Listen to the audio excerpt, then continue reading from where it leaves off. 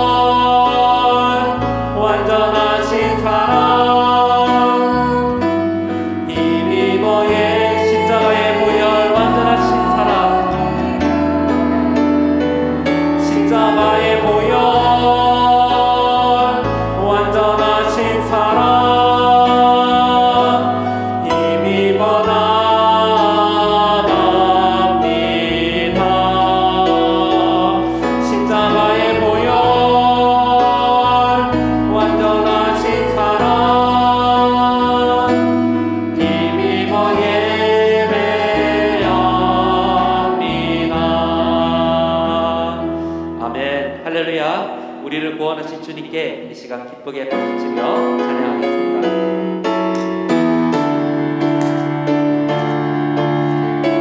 나의 가장 낮은 마음, 나의 가장 낮은 마음, 주님께서 기뻐하시고 작은 일에 큰 기쁨을 느끼게 하시는도다.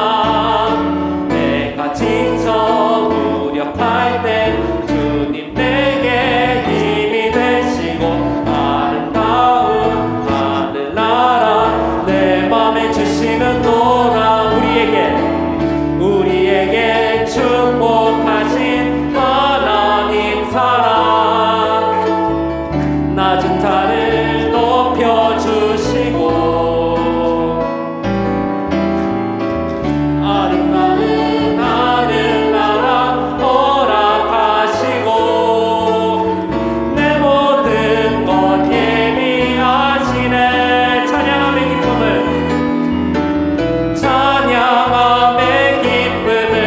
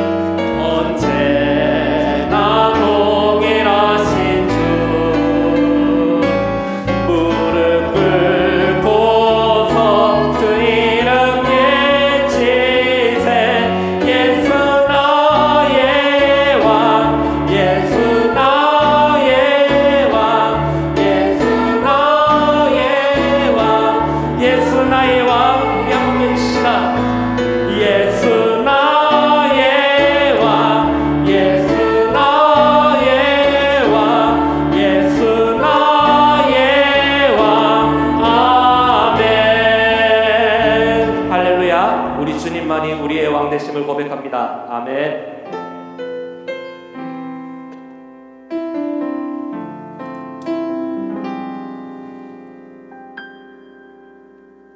어무한 시절 지날 때 기쁜 한숨 내쉴 때 간직하는 분인데 고와 같이 너희를 버려두지 않으리. 내가 너희와 영원히 함께함. 우리 한 번 더 고백합시다. 허무한 시절 지날 때, 허무한 시절 지날 때, 깊은 한숨 내쉴 때, 그런 풍경 보시며 간직하는 분인데 고와 같이 너희를 버려두지 않으리. 내가 너희와 영원히 함께하리라. 성령이 오셨네.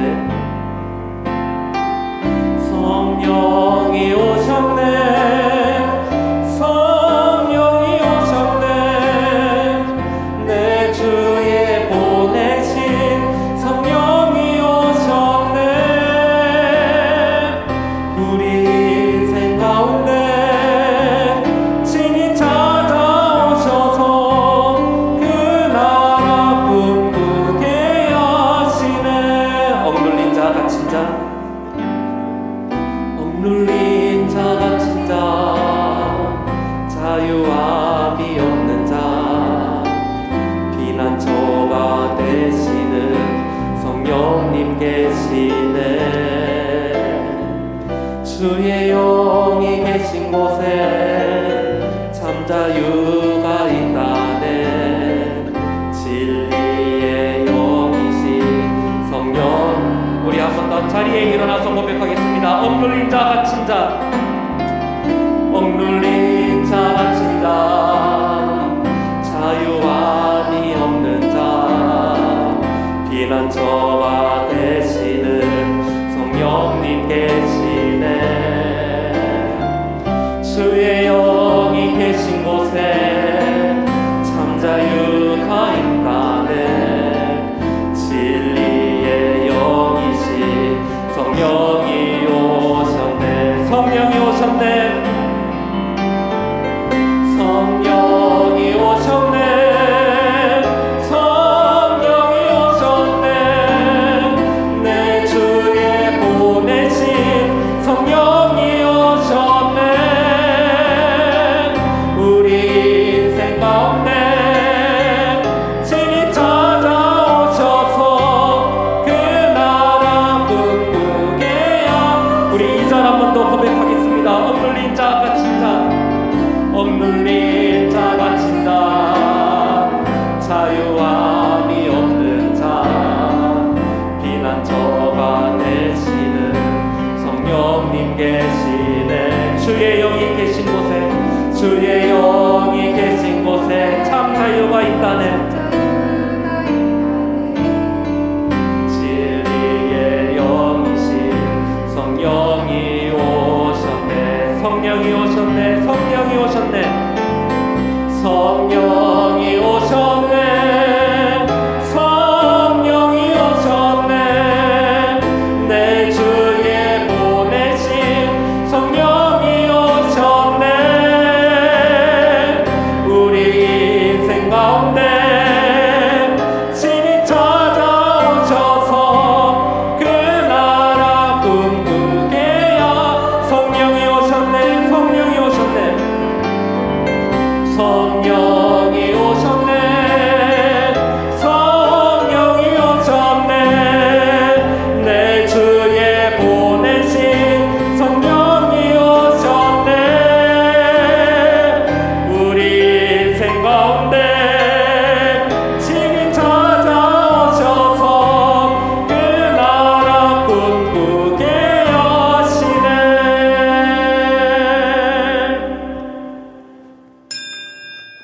하나님은 영이시니 예배하는 자가 영과 진리로 예배할지니라.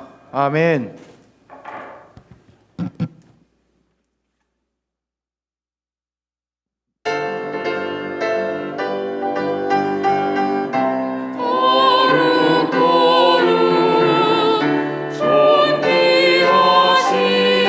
주보좌 앞에서 경배하리.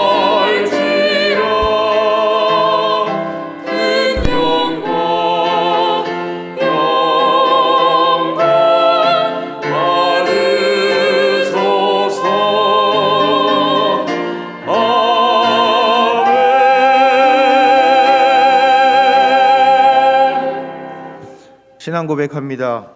나는 전능하신 아버지 하나님 천지의 창조주를 믿습니다. 나는 그의 유일하신 아들 우리 주 예수 그리스도를 믿습니다. 그는 성령으로 잉태되어 동정녀 마리아에게서 나시고 본디오 빌라도에게 고난을 받아 십자가에 못 박혀 죽으시고 장사된 지 사흘 만에 죽은 자 가운데서 다시 살아나셨으며 하늘에 오르시어 전능하신 아버지 하나님 우편에 앉아 계시다가 거기로부터 살아있는 자와 죽은 자를 심판하러 오십니다. 나는 성령을 믿으며 거룩한 공교회와 성도의 교제와 죄를 용서받는 것과 몸의 부활과 영생을 믿습니다. 아멘. 한 주간의 삶을 돌아보며 참회의 기도를 드리겠습니다.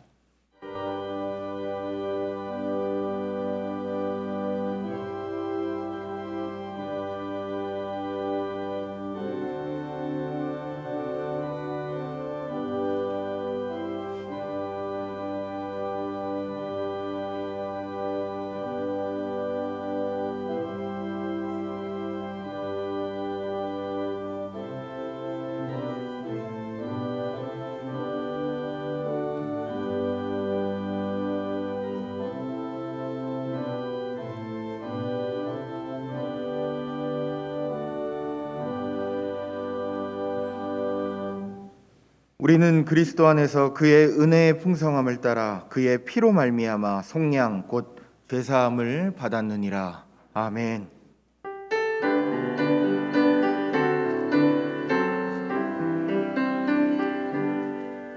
모든 영광을 하나님께, 모든 영광을 하나님께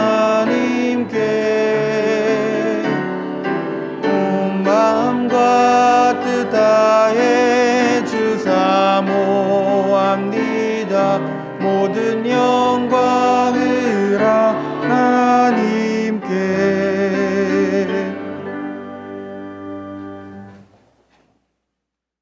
제1은 너는 나 외에는 다른 신들을 내게 두지 말라. 하여 새긴 우상을 만들지 말고 또 위로 하늘에 있는 것이나 아래로 땅에 있는 것이나 땅 아래 물속에 있는 것에 어떤 형상도 만들지 말며 그것들에게 절하지 말며 그것들을 섬기지 말라. 제3은 너는 내 하나님 여호와의 이름을 망령되게 부르지 말라. 제4는 안식일을 기약하여 거룩하게 지키라. 제5는 내 부모를 공경하라. 제6은 살인하지 말라. 제7은 간음하지 말라. 제8은 도둑질하지 말라. 제9는 내 이웃에 대하여 거짓 증거하지 말라. 제10은 내 이웃의 집을 탐내지 말라. 아멘.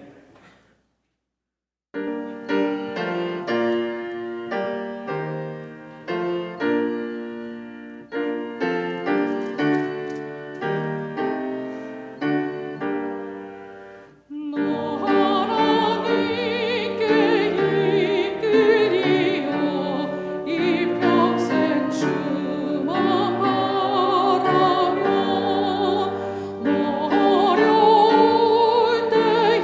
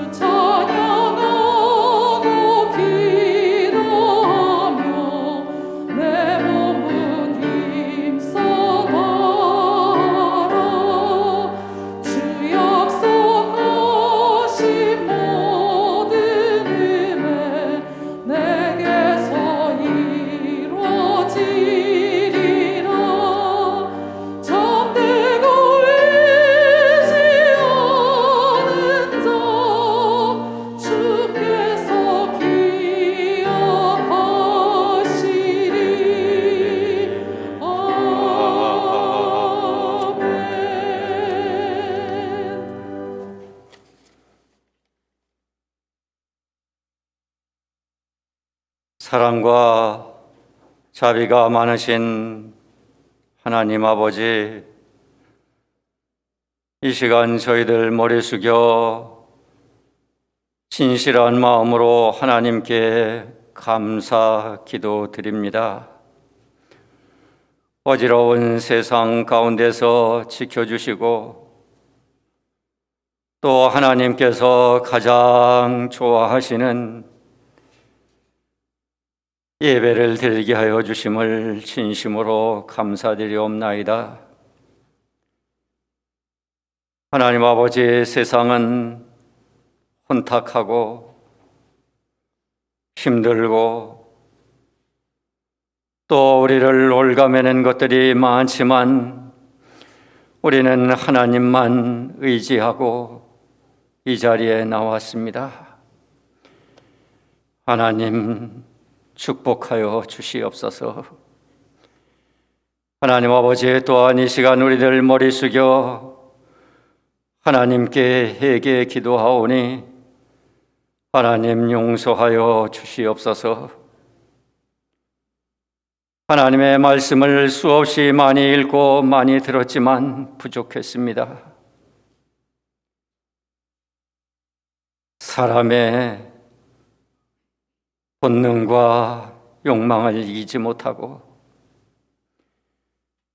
하나님의 말씀대로 살지 못하였음을 고백하오니 하나님 용서하여 주시고 다시 한번 이 시간 하나님의 말씀대로 살겠다고 하는 다짐을 할 수 있도록 하나님 붙잡아 주시옵소서. 하나님 아버지, 이제 부활절을 앞두고 사순절이 시작되었습니다. 하나님 아버지, 예수님께서 십자가에 달려 돌아가실 때 지금 우리의 삶보다 더 힘들고 어려웠을 것으로 생각합니다. 하나님 아버지, 우리들 강하고 굳센 믿음으로 한평생 살아갈 수 있도록 하나님 도와주시옵소서. 하나님 아버지, 지금 현재를 바라보는 것이 아니라 하나님 아버지, 저 천국의 영원한 소망을 가지고 살게 하여 주시고 지금의 고난을 하나님의 은혜와 축복으로 이겨나갈 수 있도록 하나님 도와주시옵소서. 하나님 아버지, 우리 사랑하는 한일의 성도님들, 하나님을 향한 믿음과 하나님을 향한 기도를 하나님 다 아시죠. 하나님 아버지, 무엇보다도 환난이 없게 하여 주시옵소서. 근심이 사라지게 하여 주시옵소서. 하나님 아버지, 자녀들도 잘되게 하여 주시고 직장도 잘되게 하여 주시고 사업장도 하나님 보시기에 잘 될 수 있도록 하나님 도와주시옵소서. 하나님 아버지, 우리들 살면서 고쳐야 할 것이 무엇인지 생각해 봅니다. 어려운 코로나 시대를 만나서 우리 한국교회가 또 한일교회가 나아갈 길을 기도하면서 하나님 아버지 깨닫게 하여 주시옵소서. 하나님께서 원하시는 길이 무엇입니까? 하나님께서 우리들에게 명령하신 바른 길이 무엇입니까? 하나님 앞에 복받는 길이 무엇인지 다시 한번 우리들 옷깃을 여미면서 하나님 앞에 진실한 마음으로 기도하게 하여 주시옵소서. 하나님 아버지, 우리 교회를 비롯해서 한국 교회가 어려움을 당하고 있습니다. 하나님 아버지, 잘 이겨내서 이제 일보 후퇴를 하지만 이제 슬기롭게 극복하면은 2보, 3보 그 이상 전진할 수 있다고 하는 확신과 믿음을 가지고 저희들 열심히 준비하게 하여 주시옵소서. 하나님 아버지, 우리 교회도 이제 해보게 되면은 교육이 더 잘되게 하여 주시고 선교도 더 잘하게 하여 주시고 봉사대에 앞장서는 하나님으로부터 사랑받는 우리 교회가 되게 하여 주시옵소서. 하나님 아버지, 우리들 더욱 낮아지는 마음으로, 겸손한 마음으로 하나님 아버지 섬기면서, 배려하면서, 소통하면서 지역사회를 섬기게 하여 주시옵소서. 하나님 아버지, 말과 구호도 좋지만은 하나님 아버지, 우리들의 실천이 따라야 되겠습니다. 하나님께서 우리 교회에 향하신 목적과 또 간절한 바람이 무엇인지 잘 깨닫고 힘차게 전진해 가게 하여 주시옵소서. 하나님 아버지, 무엇보다도 앞장서시는 담임 목사님, 우리 한일교회에 나아가야 될 방향이 담임 목사님 어깨에 달려 있습니다. 하나님 아버지, 우리 담임 목사님을 위해서 기도 많이 하게 하여 주시고, 하나님 아버지, 담임 목사님 더욱 큰 희망과 믿음과 소망을 가지고 또 열정을 가지고 하나님 아버지, 한 번밖에 주어지지 않은 이 목회 인생을 하나님 앞에 칭찬받는 담임 목사님 되게 하여 주시옵소서. 하나님 아버지, 협력하는 교육자들과 직분자들 맡겨진 책임을 성실하게 감당해야 합니다. 하나님의 크신 축복을 받을 수 있도록 앞장서게 하여 주시옵소서. 하나님 아버지, 국가도 어려운 가운데 있습니다.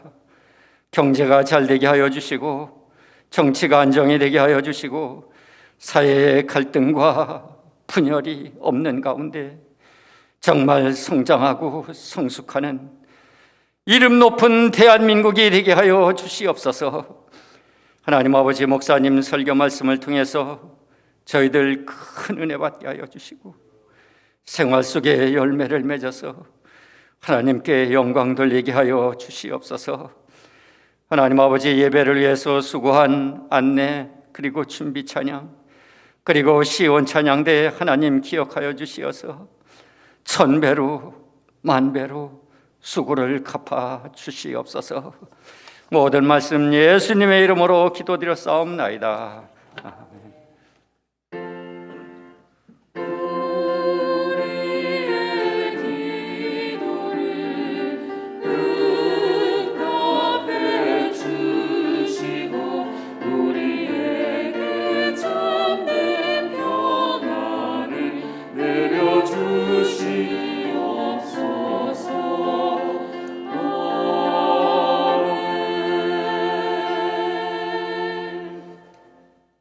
일어나서 하나님의 말씀을 받겠습니다. 오늘 우리에게 주시는 하나님의 말씀은 사도행전 4장 32절에서 37절까지 말씀입니다. 믿는 무리가 한 마음과 한 뜻이 되어 모든 물건을 서로 통용하고 자기 재물을 조금이라도 자기 것이라 하는 이가 하나도 없더라. 사도들이 큰 권능으로 주 예수의 부활을 증언하니 무리가 큰 은혜를 받아 그 중에 가난한 사람이 없으니 이는 밭과 집 있는 자는 팔아 그 판 것의 값을 가져다가 사도들의 발 앞에 두매 그들이 각 사람의 필요를 따라 나누어 줌이라. 구브로에서 난 레위족 사람이 있으니 이름은 요셉이라. 사도들이 일컬어 바나바라 번역하면 위로의 아들이라 하니 그가 밭이 있음에 팔아 그 값을 가지고 사도들의 발 앞에 두니라. 아멘.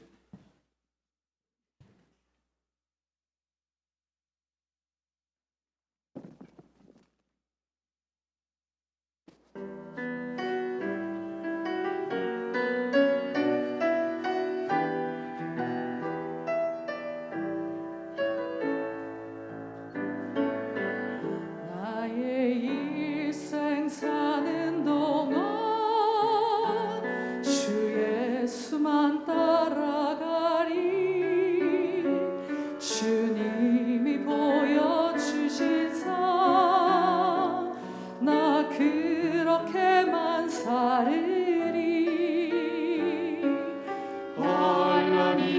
닥쳐와도 내 목숨을 빼앗으려 해도 내 주님 바라보며 그렇게 살아가리.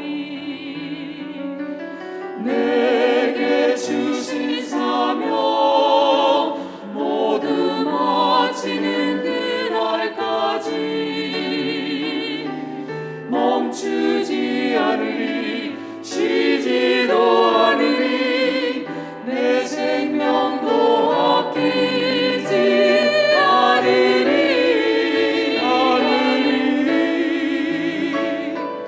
이 땅에 사는 내 소망 주 위에 사는 것, 오직 예수만, 오직 예수만 내 삶에 드러나니 하늘의 크신 능력이 나를 이끄시네. 그 이름만 외치며 살리.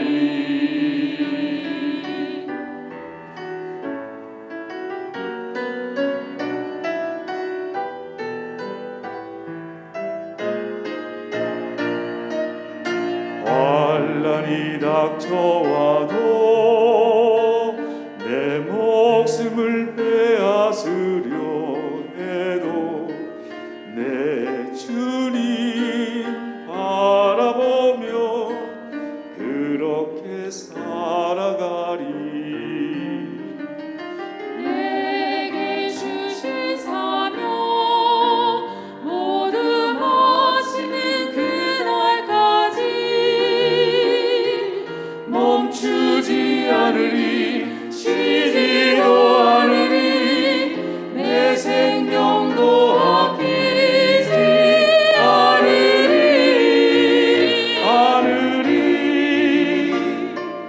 이 땅에 사는 내 소망 주 위에 사는 것, 오직 예수만, 오직 예수만 내 삶에 드러나리. 하늘의 크신 능력이 나를 이끄시네. 그 이름만 외치며 살리오. 그 이름만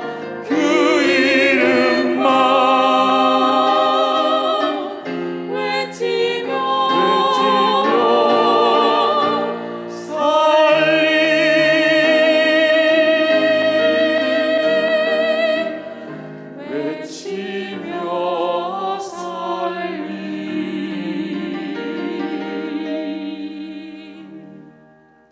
아멘, 아멘.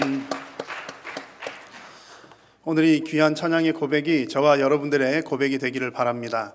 우리 옆에 계신 분들과 함께 우리 축복의 인사를 나누겠습니다. 사랑합니다. 축복합니다. 사랑합니다. 축복합니다. 우리 가정에서도 우리 가족들과 함께 축복의 인사를 나누셨을 줄로 생각합니다. 우리가 함께 또 모여서 예배하고 또 몸은 따로 떨어져 있지만 마음을 합하여 예배할 수 있다는 것이 얼마나 고맙고 감사한지 모르겠습니다. 오늘 여러분 나오시면서 오늘부터 주보를 다시 인쇄를 했습니다. 디자인이 조금 변경이 되었죠. 면수를 조금 줄였고요. 뒷면에 보시면 우리 선교지와 우리 교회가 국내외로 선교하는 지역들의 명단을 기록을 해 두었습니다. 늘 보시면서 기도해 주시면 좋겠고요. 헌금 명단은 별지로 처리를 했습니다. 그래서 내가 지난주 헌금했던 것 이번 주 잘 또 기록이 되었는지 확인하시는 성도님들 많이 계신데 그 별지면을 활용을 해 주시면 좋겠습니다. 그리고 우리 예배당에 나오지 못하신 분들도 똑같은 내용이 우리 홈페이지 주보에 잘 수록이 되어 있으니 홈페이지를 또 활용을 해 주시면 되겠습니다. 주보에 있는 교회 소식을 전해드리겠습니다. 지난 수요일부터 이제 사순절이 시작되었습니다. 사순절 기간 동안에 여러분들의 또 영성을 위해서 또 열심히 개인 경건에 힘쓰는 기간이 되실 수 있기를 바랍니다. 오늘 3부 예배 후에는 교육부장단 모임, 또 총무위원회 모임 등이 있습니다.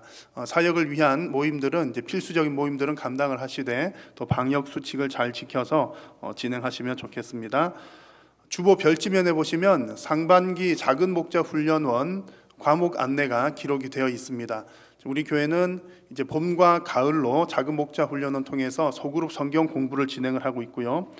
또 4번 광고에 보시면 내일부터 성경 통독 학교가 시작이 되는데 또 겨울과 여름 작은 목자 훈련은 소그룹 공부가 없는 기간 중에 더울 때 추울 때는 또 성경 통독 학교를 진행을 하고 있습니다. 그래서 사실상 연중 계속해서 우리 성도님들의 신앙 성숙을 위한 여러 가지 준비들을 하고 진행을 하고 있습니다. 잘 참고하셔서 여러분들의 신앙에 도움이 되는 시간들 되시기를 바랍니다.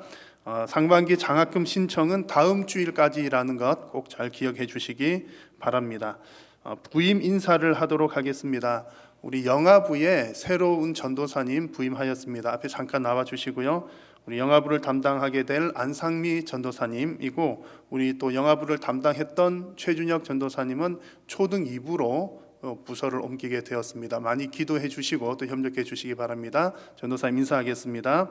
네, 박수로 환영해 주십시오. 네, 들어가셔도 되겠습니다. 또 그 외 여러 가지 광고들 주보를 참고해 주시면 되겠습니다. 봉헌 찬송 드리겠습니다.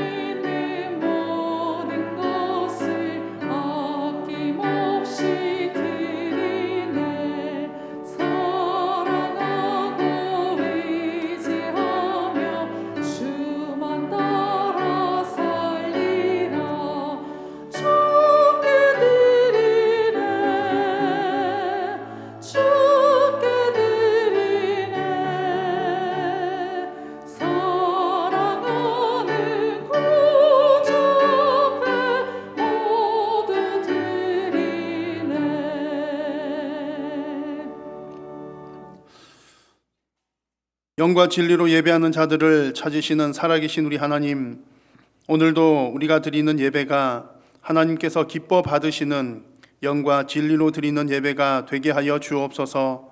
성령께서 우리의 마음을 인도하여 주시고 우리의 입술을 주관하여 주시어서 예배의 모든 시간마다 온전히 하나님께만 집중하게 하시며 하나님께서 주시는 하늘의 신령한 큰 은혜를 맛보는 귀하고 복된 시간이 되게 하여 주옵소서. 오늘도 하나님 앞에 나오면서 우리의 마음과 정성을 담아 귀한 예물을 올려드립니다. 모든 물질이 하나님의 것임을 고백하며 드리오니 우리의 믿음과 신앙 고백도 함께 받아 주옵소서. 물질뿐만 아니라 삶으로 또한 헌신으로 드리는 삶의 예물도 기쁘게 받아주시고, 사랑하는 성도님들 이 땅을 살아가는 동안 물질이나 건강으로 인하여서 고통당하지 아니하도록 살아계신 하나님 늘 함께하여 주옵소서. 특별히 우리 성도님들의 가정과 생업 위에 은혜를 베풀어 주시고, 무엇보다도 모든 가족들이, 특별히 예수님 믿지 않는 우리 가족들, 또 우리 자녀들에게 신앙이 잘 전수가 되어서 모든 가족들이 함께 예수님 믿는 믿음의 명문 가정들이 다 될 수 있도록 은혜 도하여 주옵소서. 우리가 지금 겪고 있는 팬데믹 상황이 속히 종식될 수 있도록 하나님께서 은혜를 더하여 주시고, 이 땅의 모든 문제들이 다 하나님 손에 달린 줄로 믿사오니 하나님의 때를 따라 주님의 뜻을 따라 이 땅을 고쳐주시고 회복시켜 주옵소서. 오늘도 하나님의 말씀을 받습니다. 성령님께서 조명하여 주시어서 진리를 깨닫게 하여 주시고, 두렵고 떨림으로 하나님의 말씀을 받아 순종함으로 영육 간에 더욱더 큰 복을 받는 우리 모든 성도님들 되게 하여 주옵소서. 예수님의 이름으로 기도드립니다. 아멘. 할렐루야. 오늘 이 예배가 온전히 우리 하나님께 영광이 되기를 축복합니다. 간혹 이제 신앙생활을 잘 모르시는 분들 중에 우리 성도님들 말고요, 이제 신앙생활을 하는 것에 대해서 좀 오해를 하는 부분들이 덜어 있습니다. 그러니까 신앙생활은 좀 현실과 동떨어진 것이다, 이렇게 오해를 하시는 분들이 종종 있습니다. 이제 그렇게 생각을 하는 것은 신앙생활이라고 하는 것이 이제 되게 힘들 때, 어려울 때 뭔가 이제 의지할 곳을 찾아서 만나게 되는 종교 생활이다, 이렇게 이제 이해를 하고 알고 있기 때문에 그렇죠. 그러나 여러분, 우리는 서로 공감을 하듯이 하나님을 믿는 신앙은 결코 현실을 벗어나서 따로 존재하는 것이 아닙니다. 오히려 이제 제가 확실하게 생각하는 것은 우리 신앙생활은 더욱더 철저하게 현실에 근거한 생활입니다. 그러니까 하늘을 바라보고 살지만 이 땅에 더 견고하게 발을 딛고 살아간다는 얘기죠. 왜냐하면 이 땅 천지 만물이 지금은 타락해 있고 죄가 가득한 상태이지만 어떻든 이 천지 만물이 다 하나님께서 지으신 것이기 때문이고요. 또 하나님께서는 이 천지 만물을 우리들에게 잘 관리하고 다스리라고 맡겨주셨기 때문입니다. 죄로 인해서 타락한 이후에 하나님은 이 천지 만물들을 지금 회복시켜가는 과정 중에 있으신데, 그 과정에서도 하나님은 하나님의 백성들을 통해서 그 회복의 역사들을 일구어 나가시는 것입니다. 그러므로 우리가 천국을 꿈꾸면서 살아가는 사람들도요, 늘 이 땅에서 이 땅의 문제도 지혜롭게 잘 해결하는 것이 반드시 필요합니다. 특히 여러분, 이 땅에 있어서 일어나는 여러 가지 문제들 중에 제일 1번 문제는 아마도 먹고 사는 문제일 것입니다. 먹고 사는 문제, 어느 시대에나 또 어느 지역에나 존재하는 하나의 숙제이죠.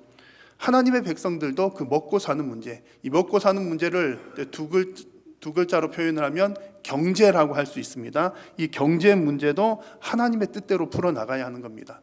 제가 경제라고 하는 단어에 대해서 이렇게 좀 찾아봤더니, 경제라고 하는 말의 이제 어원이 이제 동양 서양이 조금 다른 듯 보이긴 합니다만 비슷한 의미를 담고 있습니다. 그 경제라고 하는 말을 영어로 보면 이코노미라고 하는 말인데, 이 이코노미라고 하는 영어 단어는 헬라 말 오이코노모스라고 하는 말에서 유래가 되었다고 합니다. 오이코노모스라고 하는 말은 집안 살림을 하는 사람이라는 뜻입니다. 집안 살림하는 것에서부터 이 경제라는 말이 시작되었다 그러고요. 우리 이제 서양적인 의미는 이렇죠. 우리 동양적인 의미의 경제라고 하는 말은 오늘 설교 제목에 제가 사용한 것처럼 경세재민의 줄임말이 경제다. 경세재민이라고 하는 말은 백성을, 세상을 다스리고 국민을 또 편안하게 한다라고 하는 그런 의미를 가지고 있습니다. 결국 이 경제라고 하는 것은 쉽게 말하면 먹고 사는 문제인데, 어떻게 하면 다 같이 잘 먹고 잘 살까라고 하는 것에서 시작된 것이 근본 취지인 듯합니다. 자, 여러분, 어떻게 하면 우리 모두가 다 함께 잘 먹고 잘 살 수가 있을까요? 사실은 이런 얘기가 교회에 살 만한 얘기는 아닌 것처럼 보입니다. 왜냐하면 경제 전문가들이 있고 또 사회학에 관한 전문가들이 있기 때문에 그렇죠. 그래서 각 분야의 전문가들이 잘 먹고 잘 사는 방법들에 대한 여러 가지 대안들을 다 가지고 있을 것입니다. 그러나 우리는 하나님의 사람들이기 때문에 또 이 부분에 대해서 성경이 무엇이라고 말씀하는지는 우리 성도님들도 잘 알고 있어야 하겠습니다. 그래서 오늘 읽은 본문을 살펴보니까 초대교회, 지금 우리가 살피고 있는 사도행전에 나타나는 초대교회가 오늘 설교 제목처럼 경세재민을 잘 이룬 경제 공동체였다는 것을 발견할 수 있습니다. 왜냐하면 나라님도 구제하지 못한다는 그 가난 문제가 초대교회에서 해결이 되었기 때문입니다. 그래서 지난번 사도행전 내용을 나눌 때는 초대교회가, 그 교회 공동체가 기도하는 신앙 공동체였다는 부분들을 함께 나누었고요. 또 오늘 함께 나누려고 하는 것은 초대교회 신앙 공동체가 어떤 영적인 일, 또 물론 다루는 일이고요. 땅의 문제도 하나님의 뜻대로 해결해 나가는 경제 공동체이다라고 하는 것을 오늘 말씀을 통해서 함께 나누어 보고자 합니다. 초대교회는 이제 결론은 미리 말씀을 드렸습니다. 초대교회는 오늘 성경에서 읽으신 것처럼 초대교회는 가난한 사람이 없었더라라고 하는 것이 이제 겉으로 드러나는 결론적인 얘기입니다. 이 가난 문제를 해결한 초대교회, 어떤 경제관을 가지고 있었을까요? 그들이 가지고 있었던 경제관의 아주 핵심적인 내용, 또 특징은 자신의 재물을, 자기 재물을 자기 것이라 하지 않는 데 있었습니다. 32절을 우리가 같이 한번 읽어보겠습니다. 믿는 무리가 한 마음과 한 뜻이 되어 모든 물건을 서로 통용하고 자기 재물을 조금이라도 자기 것이라 하는 이가 하나도 없더라. 아멘. 자, 그런데 여러분, 이 표현이 맞는 표현입니까? 틀린 표현입니까? 조금 이상하지 않습니까? 자기 재물이라고 분명히 얘기를 했습니다. 그럼 자기 재물이라고 하는 것은 소유주가 누구라는 얘기입니까? 나잖아요. 내 재물인데, 그런데 자기 것이라고 하지 않았다는 표현입니다. 이것이 이렇게 글자만 보면 앞뒤가 맞지 않는 것처럼 보입니다. 자기 것인데 자기 것이 아니다. 좀 안 맞는 말처럼 보입니다. 그런데 이것이 정말 정확하고 중요한 표현입니다. 자, 우선에 여러분, 자기 재물이라고 하는 표현을 성경에서 사용한 것을 보니까 성경은 사유 재산을 인정한다는 얘기입니다.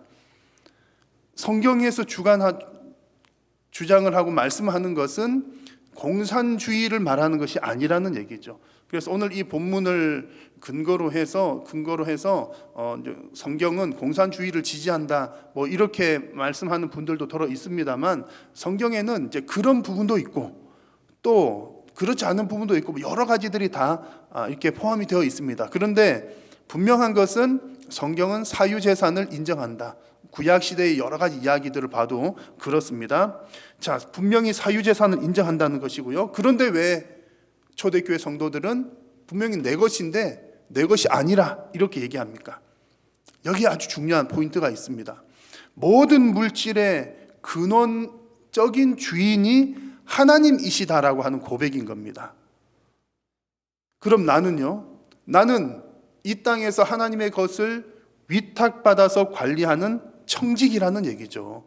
그러니까 지금 관리하는 동안에는 내 수중에 들어와 있으니까 내 것이라고 하는 표현도 맞는 것이고요. 근데 본래 그것이 하나님의 것인데 나에게 맡기셨으니 내 것이 아니다라고 하는 것도 맞는 표현입니다. 초대교회 성도들은 이처럼 모든 물질의 주인이 하나님이시다라고 하는 고백을 가졌다는 것이 중요합니다. 이런 고백은요, 모든 물질의 주인이 하나님이시다라고 하는 고백은 성령 충만한 그 성도들에게는 지극히 자연스러운 일이었습니다. 오늘 본문 32절부터 읽었는데 그 바로 앞 구절을 보시면 이런 구절이 나왔죠. 그 모든 무리들이 성령이 충만하여서 담대하게 말씀을 전했더라. 그런 내용이 나옵니다. 지금 사도행전의 모든 말씀들은 성도들이 성령 충만한 가운데 진행이 되는 이야기들입니다. 성령 충만의 가장 큰 특징이 무엇입니까? 성령 충만, 그러면 여러분 이것이 감성적인 어떤 것이 아니라 성령 충만의 가장 큰 특징은 성령께서 이끄시는 대로 살아갔다, 그 얘기입니다. 충만이라고 하는 말을 다른 표현으로 하면 주도권을 말합니다. 주도권. 누가 주권적으로, 주도적으로 이끌어 가느냐. 그래서 자기 충만한 사람은 내가 주인인 것이죠. 그런데 성령 충만한 사람은 성령님이 주인이시라는 얘기입니다. 성령께서 이끌어 나가신다는 뜻입니다. 그래서 성령 충만한 이 공동체가 모든 것이 하나님께서 주인이시니까 우리의 어떤 여러 삶의 영역들 가운데 물질의 영역에 있어서도 마찬가지로 하나님이 주인이시다라고 하는 고백인 겁니다. 그렇게 고백을 하는 사람들이 그렇게 고백을 하다 보니까 말로만 그렇게 고백하는 것이 아니라 어떤 행동들이 나오게 됩니까? 34절과 35절을 보니까 밭과 집 있는 자는 팔아서 그 판 것의 값을 가져다가 사도들의 발 앞에 두었더라 그랬습니다. 이것이 다 하나님의 것이니까 내 것이라고 하지 않으니까 필요를 따라 내 것을 팔아다가 가지고 왔다는 겁니다. 하나님의 뜻대로 사용을 했다는 거죠. 그래서 가난한 사람들이 있는 곳에서 그 물질을 내어놓아서 가난한 사람들과 함께 나누어서 사용했다는 겁니다. 함께 나누었어. 요즘 말로 하면 공유했다는 거죠. 공유. 내 물질을 가난한 자들과 우리 교회 공동체와 함께 공유했다는 말입니다. 근데 여러분, 여기서 중요한 것은 이 모든 과정들이 억지로 된 것이 아니었다는 것이 중요합니다. 그래서 34절 말씀에 이 성도님들이 초대교회 이제 성도들이 밭과 집 있는 자를 다 이게 가지고 왔더라 그랬는데, 이 34절의 말씀은 모든 사람이 모든 재물들을 다 팔아서 가지고 와서 모든 사람들이 사유재산은 하나도 없었더라, 그런 얘기는 결코 아닙니다.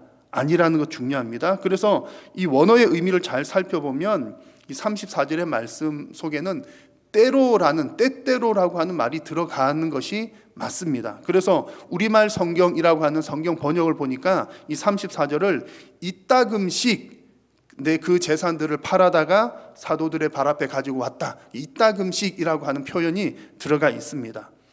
그래서 이 초대교회는 우리가 이렇게 언뜻 보면 이 초대교회는 공산주의인가 봐, 전부 다 가지고 왔나 봐, 자기 것 하나도 없었나 봐, 그렇게 오해를 하기 쉬운데 그렇게 한 것이 아니라는 얘기죠. 천편일률적으로 모두 다 내놓으시오, 내놓지 않으면 우리 교회 공동체가 아니요, 그렇게 한 것이 아니라 성령의 감동을 따라, 감동을 주실 때 자발적으로 내어놓았다라고 하는 뜻입니다. 여러분, 성령께서 감동하실 때에 기꺼이 내어놓을 수 있었던 이유가 무엇입니까? 그러니까 여기에 중요한 핵심이 여기 있는 거죠. 나는 청직이요 주인은 하나님이십니다라고 하는 고백이 있었기 때문에 성령께서 감동하실 때 내 것 아니니까 기꺼이 내놓습니다 라고 했던 겁니다.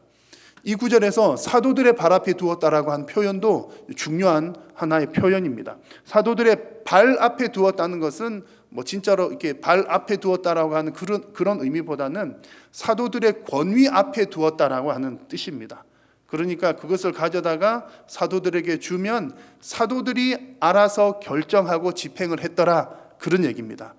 사도들의 권위가 더 높아서 절대적인 어떤 절대 권력을 가졌다는 의미가 아니라 내가 내어놓은 그 물질이 이제 더 이상 내 것 아니다, 그리고 어떻게 사용하든 사도들에게 맡겼다, 그러니까 하나님의 뜻대로 맡겼다라고 하는 그런 의미입니다.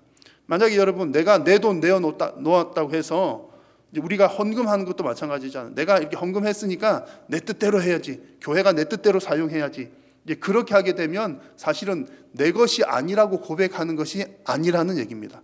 내어놓으면 하나님께서 하나님의 뜻대로 사용하도록 내 주권은 완전히 포기를 했더라는 겁니다. 끝까지 하나님께서 주인 되심을 인정한다라고 하는 표현이 사도들의 발 앞에 두었다라고 하는 그런 표현입니다.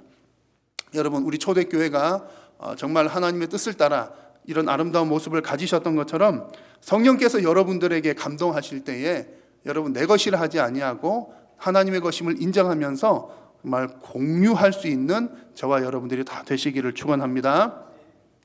아멘 하셨습니까?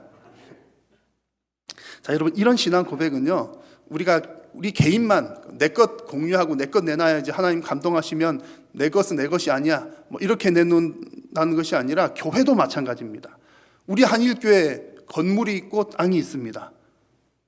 한일교회 예배당 건물은 누구의 것이죠? 어떤 분, 교회 안 다니시는 분들은 오해를 하시더라고요. 목사 건 줄 알고.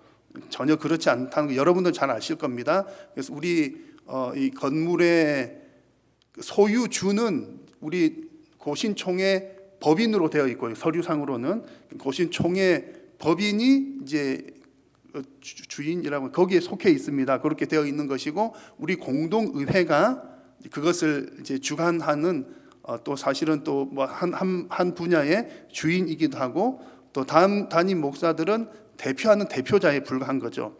여튼 우리 한일교회는 이 건물과 땅이 있습니다. 누구의 것입니까? 우리에게 맡기셨지만 우리 것이 아니라는 얘기입니다. 그렇다면 초대교회 성도들이 자기 자신의 것을 그 공동체 일원들과 공유했던 것처럼 성도들도 공유할 뿐만 아니라 교회도 우리 건물, 우리 땅을 공유해야 합니다. 우리 교회를 누구와 공유할까요? 지역사회와 공유하는 것이지요. 이것이 초대교회의 모습에 합당한 모양새입니다. 이미 우리 교회는 그렇게 하려고 많이 노력을 하는 편이고 또 여러 일들을 해왔습니다만, 최근에 또 한 가지 일을 하게 되었습니다. 도봉구청과 협의를 해서 우리 교회 마당에 이제 일부분을 공유 주차장이라고 하는 게 있더라고요. 공유 주차장으로 그렇게 지정을 했습니다. 지난달 당회에서 결정을 했고 이제 이것이 조만간 시행이 될 것입니다. 이미 이제 우리 교회 마당에는 우리 지역 주민 차량들이 매일 이제 여러 대들이 이렇게 주차를 하고 있습니다. 공유를 하고 있습니다만 이제 앞으로는 이제 조금 더 복잡해질지도 몰라요. 그래서 성도님들이 주중에 교회 오시면 조금은 불편하실 수도 있습니다. 주차하기가. 그러시더라도 우리 교회가 이런 마음을 가져야 하는 거죠. 내가 좀 불편하지만 우리 교회가 가진 것은 내 것이 아니야. 내 땅인데 내 교회인데 내가 주차할 곳이 없어. 그런 마음 생길 수도 있을 것 같아요. 그러나 조금 불편하시더라도 세상과 공유하라고 하나님께서 주셨다는 생각을 가지시고 이 일을 기쁨으로 감당하실 수 있기를 바랍니다. 그리고 우리가 이런 일들은 정말 조그맣게 하지만 올해 우리 교회의 표어가 무엇입니까? 우리는 세상 속의 교회입니다 라는 표어죠. 오늘 장로님 기도해 주신 것처럼 우리가 말로만 세상 속의 교회입니다, 소금과 빛이 됩니다, 그럴 것이 아니라 정말로 세상과 공유하는 이런 사역들을 여러 가지들을 감당해 나갈 수 있기를 소망합니다. 그래서 우리에게 주어진 것들, 여러분 개인에게도 그러고요, 우리 교회에게도 주어진 모든 것들을 오늘 초대교회가 보여주었던 모습처럼 내 것이라 하지 않고 하나님의 것이라고 고백하는 여러분들과 우리 한일교회가 될 수 있기를 소망합니다. 우리 초대교회 성도들이 물질에 대해서 이런 고백을 가졌습니다. 내 것이 아닙니다. 그리고 공유를 했습니다. 여러분 결코 잊지 마셔야 할 것은 이 모든 과정들의 첫 시작은 성령 충만으로부터 시작되었다는 것을 여러분 결코 잊으셔서는 안 됩니다. 이런 고백이 신앙적인 모습이라고 하는 것 잊지 마셔야 합니다. 왜냐하면 하나님을 믿는 사람들 외에도 선한 일을 하는 사람들 되게 많습니다. 개인도 있고 심지어 기업, 이윤을 추구하는 기업들도 선한 사역들을 또 요즘에 얼마나 많이 하는지 모릅니다. 그런데 각자가 그 일을 시작하는 동기들은 다 다릅니다. 어떤 사람들은 이렇게 똑같이 빵을 나누어 주는 행위를 한다고 가정을 했을 때 똑같은 빵을 나누어 주는 행위지만 어떤 사람들은 내가 이 선한 행위를 통해서 내가 내세에 더 큰 복을 받아야 돼, 혹은 내가 천국 가는데 도움을 얻어야 돼, 그런 목적으로 그런 동기로 행하는 사람들도 있습니다. 불교 같은 경우에는 내가 이렇게 잘못했던 전생의 그 업보를 해결하기 위해서 이 땅에서 뭔가 덕을 쌓아야 그 다음 생에 고생 안 하고 이제 그 윤회에서 벗어나서 이제 극락에 이른다 등등, 내가 어떤 내 내세의 생활을 위해서 선을 쌓는 사람도 있고, 또 어떤 사람은 자기 자신이 가지고 있는 이념에 따라서 공평하게 나누어야 돼, 이게 옳아, 공산주의 이념 같은 경우이죠. 그런 일들을, 선한 일들을 하기도 합니다. 그래서 물질을 나누는 행위는 똑같지만 출발점과 목적은 다 다를 수 있다는 거죠. 우리 성도들은 왜 이런 일을 합니까? 이 출발점을 결코 잊어서는 안 된다는 얘기입니다. 초대교회 성도들이 자신의 물질을 함께 나누었던 것은 부활의 메시지를 전해 듣고서 성령 충만했기 때문에 그 일을 시작하게 되었습니다. 또한 그 하나님의 말씀에 계속해서 순종하기 위해서 그 일들을 지속해 나갔던 것이죠. 그런데 자칫 잘못하면, 이 사실을 우리가 잊어버리면 나중에 처음에는 이렇게 성령 충만하기 시작했다가 그냥 막 일하는데 정신없이 굴러가다 보면 나중에는 성령 충만 없이, 성령 없이 선한 일을 하게 될 수도 있다는 얘기입니다. 그러면 선한 일이라고 하는 그 행위는 남지만 내가 신앙으로 한 것과 그렇지 않은 것과 별 구분이 없어지게 된다는 얘기입니다. 실제로 많은 신앙 공동체들에서 성령 없이 그냥 착한 일이니까, 좋은 일이니까, 물론 여러분 그냥 좋은 일 하는 것도 참 귀하고 훌륭합니다만 우리의 첫 출발점을 결코 잊어서는 안 됩니다. 그래서 우리 성도와 교회가 늘 이 선한 사역들을 감당할 때 늘 점검해야 할 것이 바로 이 성령 충만입니다. 하나님께서 이 일을 주도하셔야 된다는 거죠. 성령 충만으로 이 일을 한다는 것은 하나님께서 주도하신다는 그런 이야기입니다. 성도의 선한 일은 결코 내 뜻을 이루는 것이 아니라 하나님의 뜻을 이루는 것이기 때문입니다. 그러면 여러분 어떻게 성령 충만하죠? 오늘 이 나눈 말씀 앞부분에 보면 계속 여러 차례 나온 것처럼 하나님의 말씀을 듣고 기도하는 가운데 성령 충만하게 되었습니다. 초대교회 성도들이 성령 충만하게 된 것에 아주 핵심적인 부분은 성령께서 이제 이렇게 스스로 찾아오신 것이지만 그들이 복음을 증거할 때에 하나님의 말씀을 듣는데 특별히 부활의 메시지를 듣고 성령 충만하게 되는 모습들이 많이 나옵니다. 그래서 33절 말씀에도 보시면 사도들이 큰 권능으로 주 예수의 부활을 증언하니 무리가 큰 은혜를 받았다는 말씀이 나옵니다. 부활의 메시지가 초대교회 때 계속 전해졌고 그 부활의 말씀을 통해서 은혜를 받고 성령 충만하게 되었다는 얘기입니다. 물질의 주인이 하나님이십니다라고 고백할 수 있었던 것은 이 물질보다 더 귀한 것, 즉 더 큰 은혜, 즉 부활의 소망이 있었기 때문에 부활의 소망을 가진 나는 이 물질이 주는 그런 혜택보다 더 큰 은혜를 받고 있었다는 그런 얘기입니다.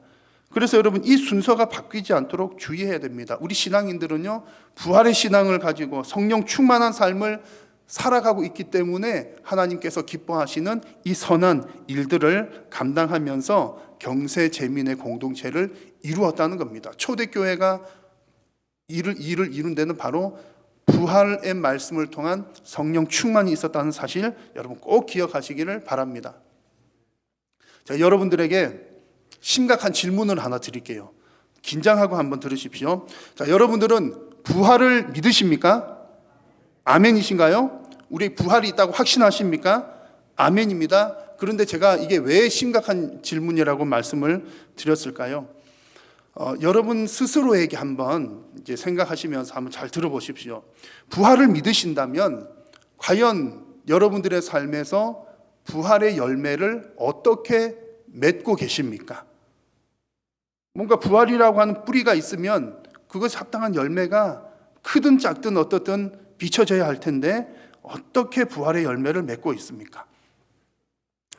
지난 수요 기도회 시간에 우리 교회는 요즘에 수요 기도회 시간에 대요리 문답, 웨스트민스터 대요리 문답 교리를 압축해 놓은 그 내용들을 다루고 있는데 지난 수요일에 나눈 내용들 중에 실천적 무신론이라고 하는 단어가 나왔습니다. 실천적 무신론.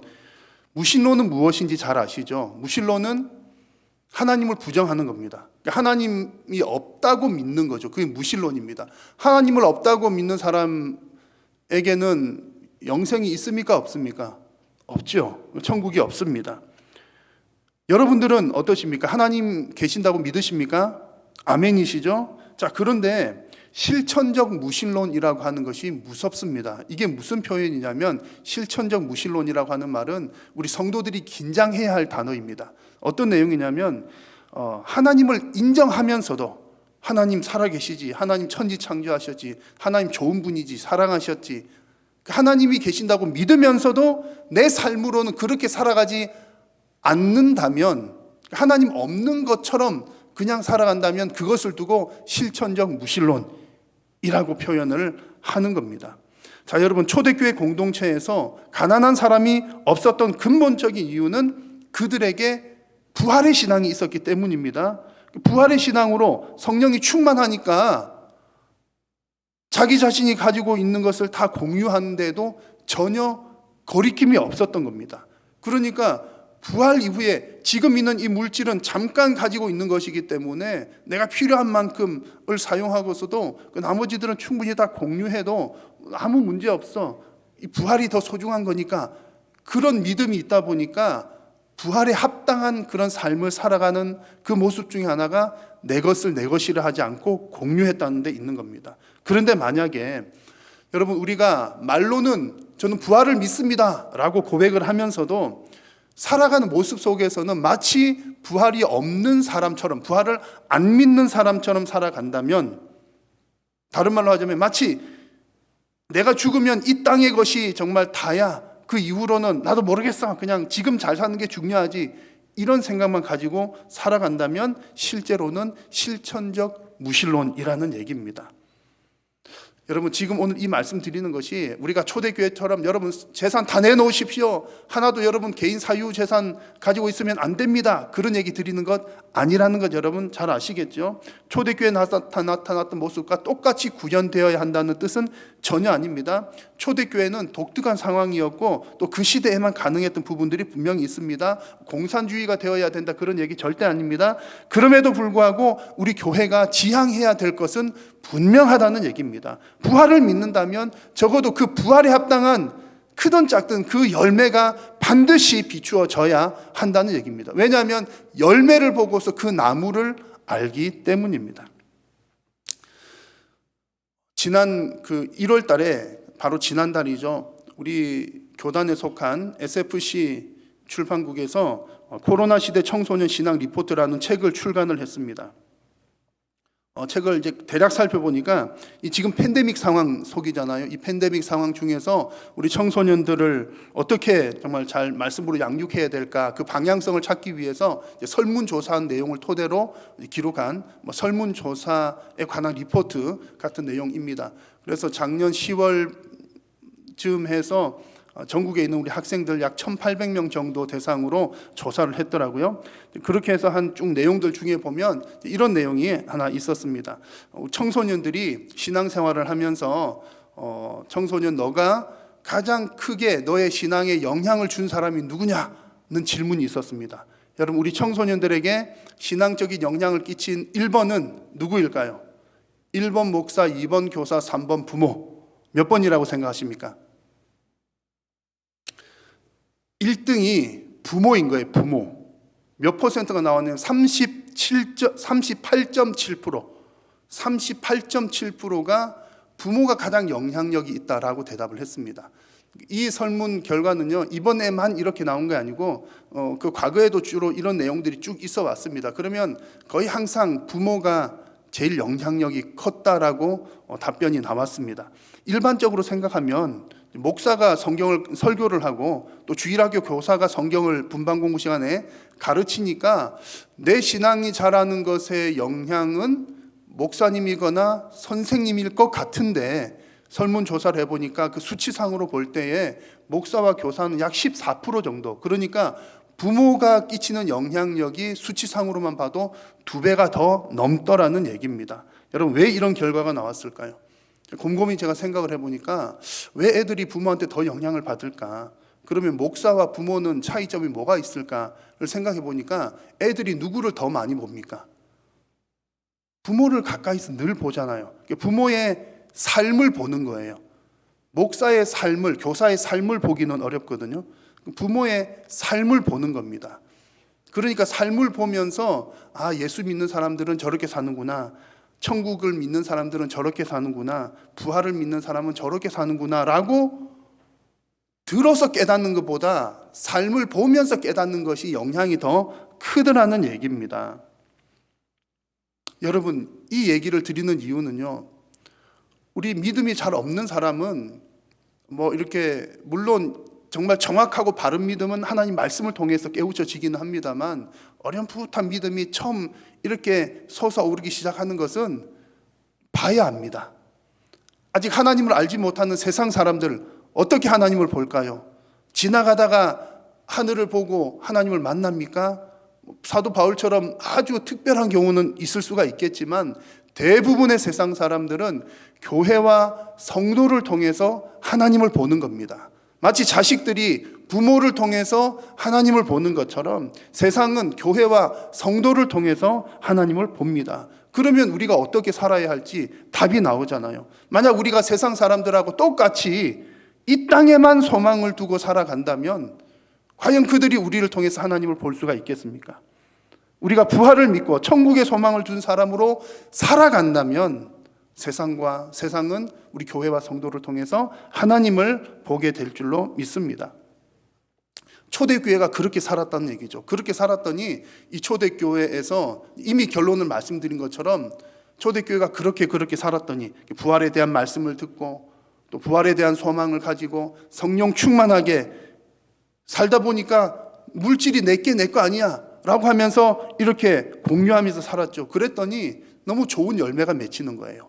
가난한 사람이 없었더라. 34, 35절 다시 한번 보시면, 그 중에 가난한 사람이 없으니 이는 밭과 집 있는 자는 팔아 그 판 것의 값을 가져다가 사도들의 발 앞에 두매 그들이 각 사람의 필요를 따라 다 나누어 주었더라. 이렇게 말씀합니다. 여러분, 지금도 가난 문제, 경제 문제는 참 어려운 문제이지만 예수님 당시의 가난의 문제는 지금보다 훨씬 더 큰 문제였다고 합니다. 왜냐하면 이미 그 헬라 시대, 로마 시대를 지나오면서 오랜 기간 동안에 다른 나라의 지배하에 있었잖아요. 참 어려운 때를 살았다는 겁니다. 그런데 그렇게 어려운 때에 교회가 이제 그것을 위해서 앞장선 것은 아닌데 부활 소망 가지고 성령 충만하게 살다 보니까 교회가 그 일에 있어서도, 경제 문제 해결하는 일에 있어서도 선구주자가 되었던 겁니다. 좋은 모범을 보이게 되었던 거죠. 그래서 실제로 알렉산드리아 교회에 남겨진 그 기록에 의하면 그 당시에 알렉산드리아라고 하는 그 교회가 그 지역의 어려운 사람들, 거린들을 이렇게 돕고 부양을 하는데 1만 9천 명의 거린들을 부양했다는 기록이 있다고 합니다.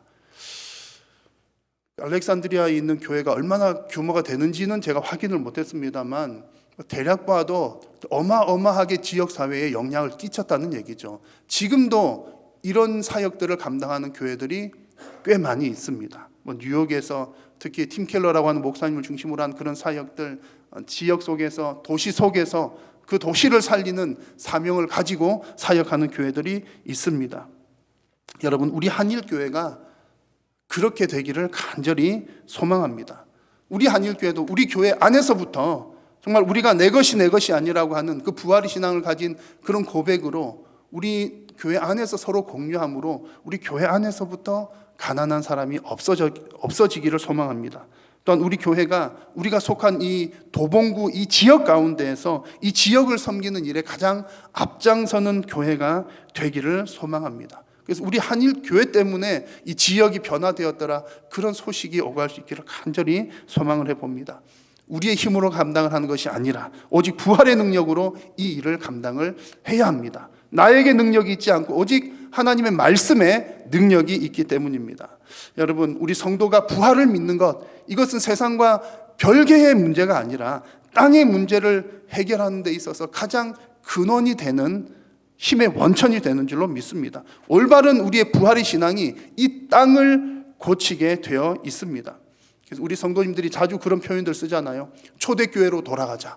이 초대교회로 돌아가자라고 하는 그 외침은 비단 부흥과 성장만을 위한, 초대교회가 막 부흥했으니까 우리도 초대교회처럼 부흥하자, 그런 외침이 아니라, 물론 부흥을 해야 되지만 부활의 소망으로 살아가는 그 성도들을 통해서 이 땅이 변화되는 그런 열매를 맺는 우리 교회가 되기를 소망하는 그런 외침이 될 수 있기를 바랍니다. 그래서 오늘 우리에게 주신 이 말씀에 우리 모두가 함께 순종하여서 우리 한일교회가 하나님께서 기뻐하시는 경제 공동체가 되기를 바라고, 또 지역사회를 섬겨나가는 우리 교회와 성도님들이 다 되시기를 주님의 이름으로 축원합니다.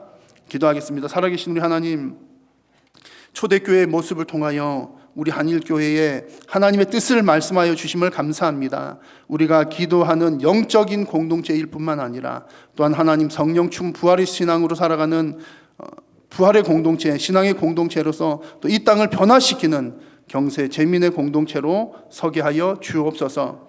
오직 성령님의 인도하심을 따라 살아가는 우리 성도님들과 우리 교회가 되게 하여 주옵소서. 예수님의 이름으로 기도드립니다. 아멘.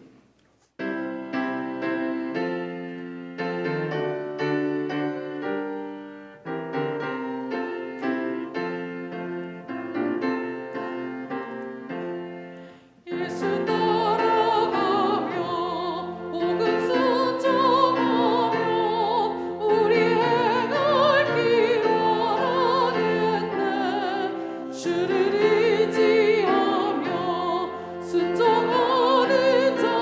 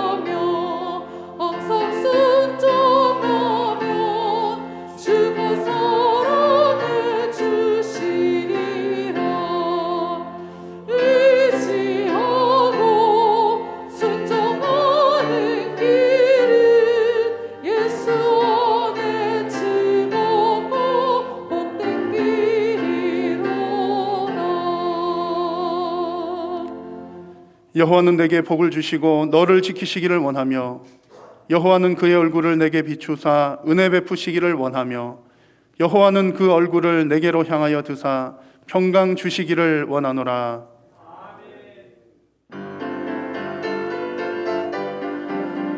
주의 나라 주의 권세 주의 영광 영원히 있을지어다. 아멘 아멘 아멘 아멘 아멘